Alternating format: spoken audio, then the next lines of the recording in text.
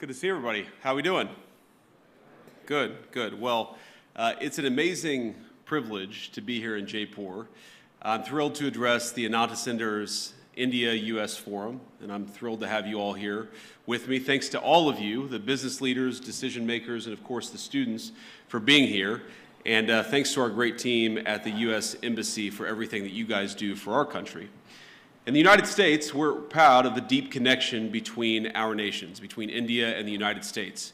Prime Minister Modi, as most of you probably know, was one of the first visitors welcomed into the Oval Office during President Trump's second term. And like President Trump, the Prime Minister inspires remarkable loyalty because of the strength of his belief in his people and in his country. Now, we're so grateful for Prime Minister Modi's hospitality as well as the reception that he and everyone else in this country have given us on this first trip for me to India. This is my first time visiting the birthplace of my wife's parents, and she's, of course, in the front row there. There you are, Usha. Thank you. She's a bit of a celebrity, it turns out, in India, I think more so than her husband. But I haven't been here long, but already I've been fortunate enough to visit the Akshardham Temple. Did I pronounce that right, honey? I did okay? All right. With my family this morning, as a matter of fact. And last night, Prime Minister Modi welcomed me, Usha, and our 3 small children at his beautiful home. I've been amazed by the ancient beauty of the architecture of India, by the richness of India's history and traditions, but also by India's laser-like focus on the future. And those things, I think this appreciation for history and tradition and this focus on the future is very much something that I think animates this country in 2025. Now, in other countries I've visited, it sometimes feels like there's a flatness, a saneness, a desire to just be like everyone else in the world. But it's different here. There's a vitality to India, a sense of infinite possibility, of new homes to be built, new skylines to be raised, and lives to be enriched. And there's a pride in being Indian, a feeling of excitement about the days that lie ahead. Now, it's a striking contrast with too many in the West, where some in our leadership class seem stricken by self-doubt and even fear of the future. To them, humanity is always one bad decision away from catastrophe. The world will soon end, they tell us, because we're burning too much fuel, or making too many things, or having too many children. And so, rather than invest in the future, they too often retreat from it. Some of them pass laws that force their nations to use less power. They cancel nuclear and other energy generation facilities, even as their choices, the choices of these leaders, lead to more dependence on foreign adversaries. Meanwhile, their message to their friends, to countries like India, is to tell them that they're not allowed to grow. Well, President Trump rejects these failed ideas. He wants America to grow, he wants India to grow, and he wants to build the future with our partners all over the globe.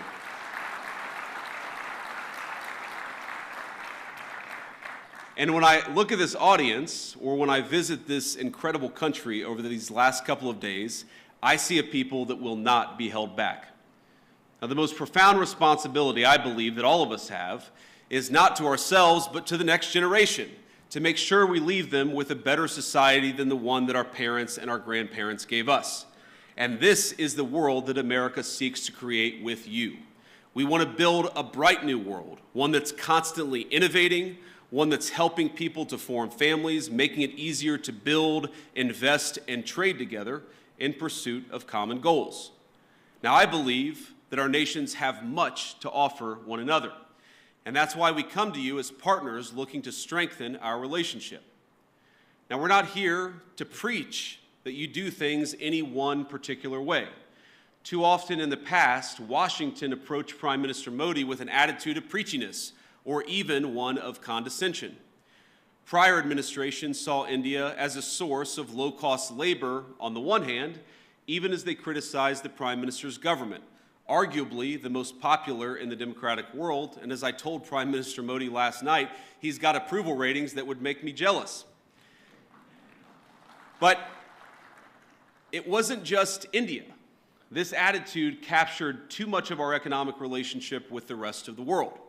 So we shipped countless jobs overseas and with them, our capacity to make things, from furniture, appliances, and even weapons of war. We traded hard power for soft power, because with economic integration, we were told, would also come peace through sameness. Over time, we'd all assume the same sort of bland, secular, universal values, no matter where you lived. The world was flat after all. That was the thesis, and that was what they told us. And when that thesis proved false, or at least incomplete, leaders in the West took it upon themselves to flatten it by any means necessary. But many people across the world, and I think your country counts among them, they did not want to be flattened. Many were proud of where they came from, their way of life, the kind of jobs they worked, and the kind of jobs their parents worked before them. And that very much includes people in my own country, the United States of America. Now, some of you are aware of my own background. I actually didn't plan to talk about my background at all until last night at dinner, while my children mostly behaved. We gave an A- for behavior with the Prime Minister. The Prime Minister said, "I have one request. I want you to talk a little bit about your background." And so I wanted to do that. For those of you who don't know anything about me, I wanted to talk about it. I come from, and I'm biased, the greatest state in the Union, the state of Ohio, a longtime manufacturing powerhouse in the United States of America. My home specifically is a place called Middletown.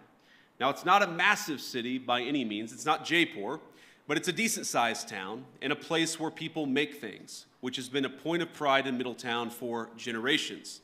It's filled with families like my own, some of whom called us hillbillies, Americans who came down from the surrounding hills and mountains of West Virginia, Tennessee, and Kentucky to cities like Middletown in pursuit of the manufacturing jobs that were creating widespread prosperity for families all across America. They came to Middletown in search of what we call back home the American dream. In Middletown, my parents raised me. My grandparents raised me. They taught us to work hard, they taught me to study hard, and they taught me to love God and my country and always be good to your own. My granddad, who I called Papaw growing up, he typified that. Late into life, he worked as a steelmaker at the local mill, and I know India has a lot of those. Papaw's job gave him a good wage, stable hours, and a generous pension. All that allowed him to support not just him and my grandmother, but his own daughter and grandkids with him.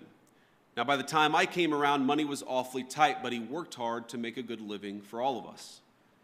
Now, I know Papaw and Mama were grateful for the way of life their country made possible.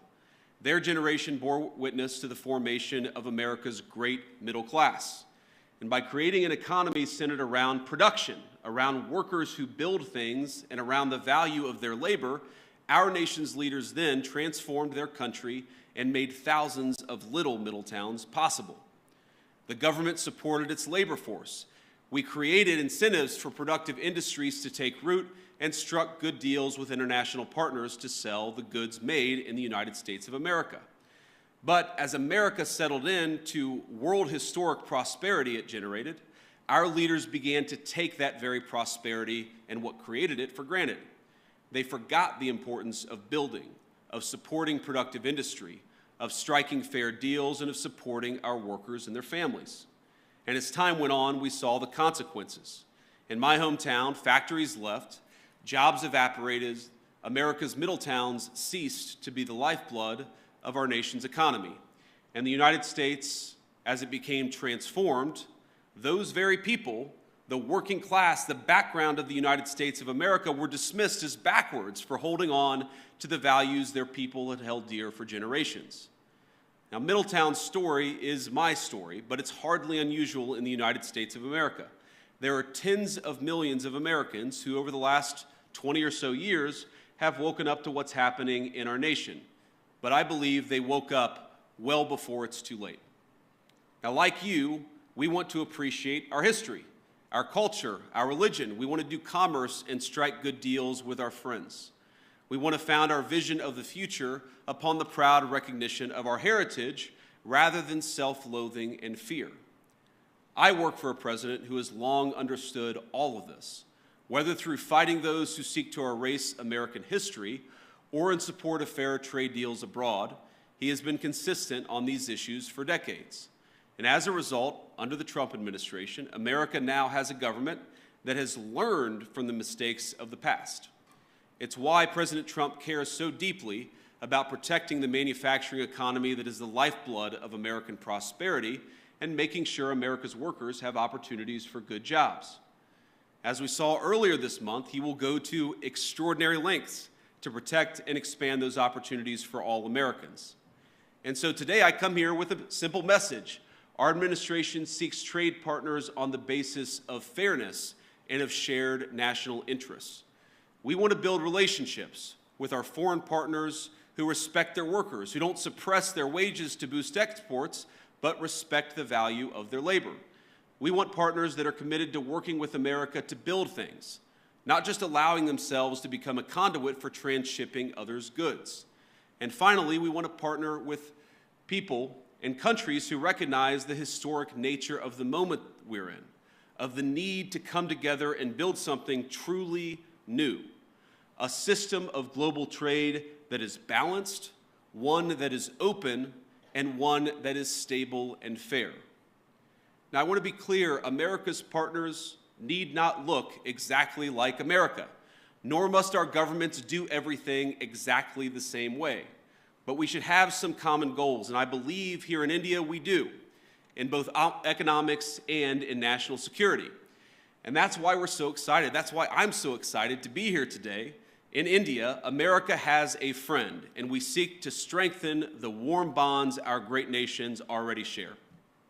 Now, critics have attacked my president, President Trump, for starting a trade war in an effort to bring back the jobs of the past, but nothing could be further from the truth. He seeks to rebalance global trade so that America, with friends like India, can build a future worth having for all of our people together. And when President Trump and Prime Minister Modi announced in February that our countries aim to more than double our bilateral trade to $500 billion by the end of the decade, I know that both of them meant it. And I'm encouraged by everything our nations are doing to get us there. As many of you are aware, both of our governments are hard at work on a trade agreement built on shared priorities, like creating new jobs, building durable supply chains, and achieving prosperity for our workers. In our meeting yesterday, Prime Minister Modi and I made very good progress on all of those points. And we were especially excited to formally announce that America and India have officially finalized the terms of reference for the trade negotiation. I think this is a vital step. Thank you.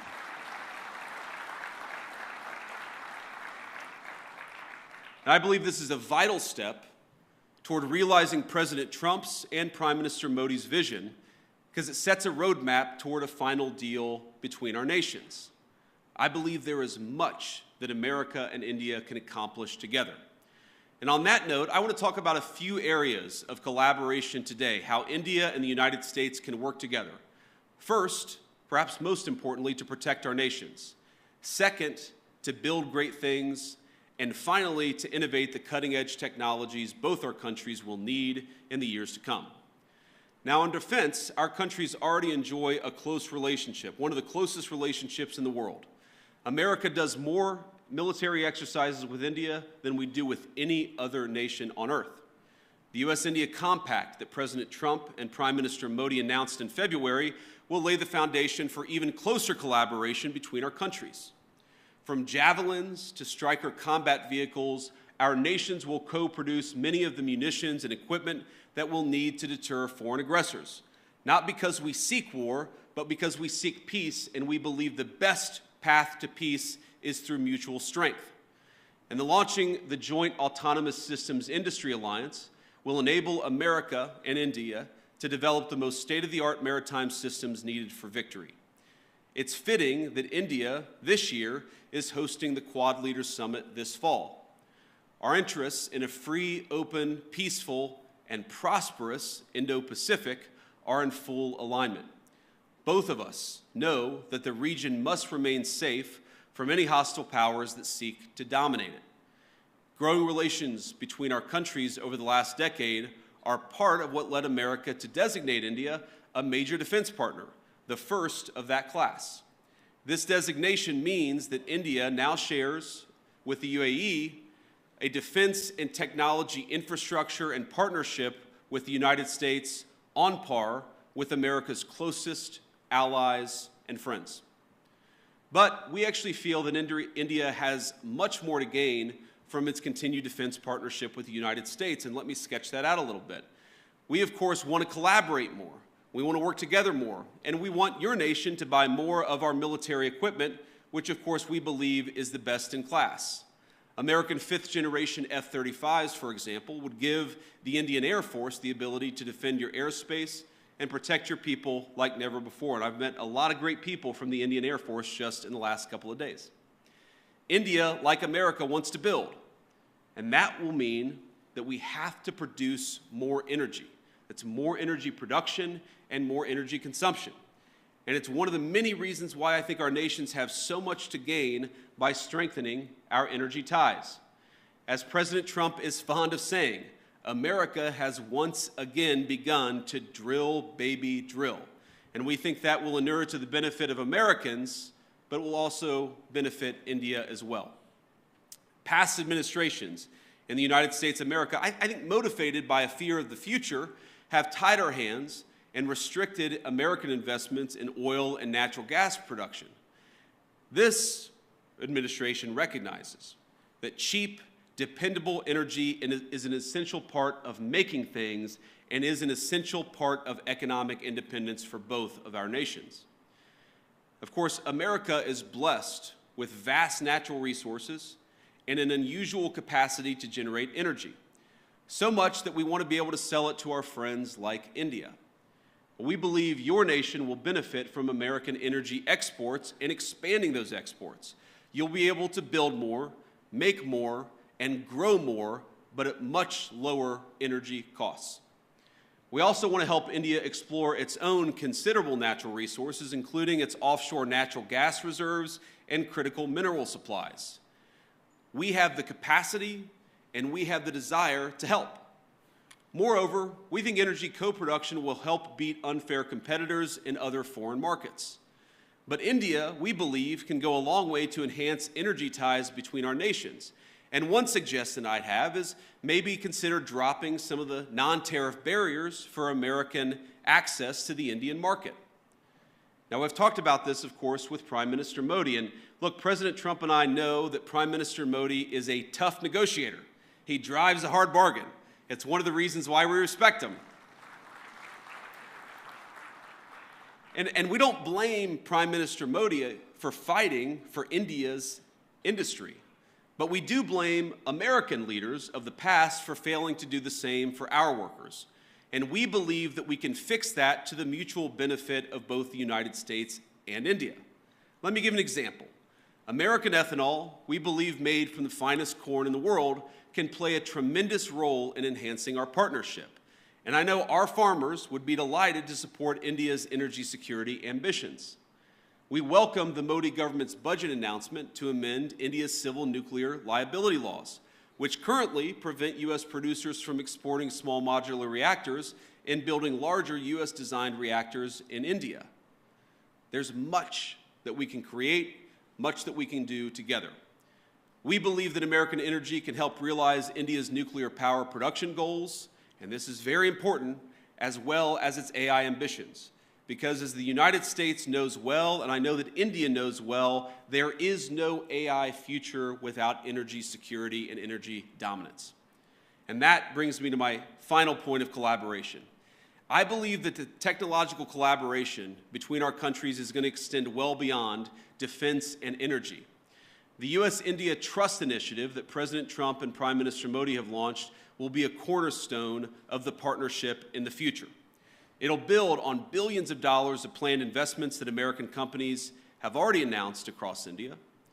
In the years to come, we're going to see data centers, pharmaceuticals, undersea cables, and countless other critical goods being developed and being built because of the American and Indian economic partnership.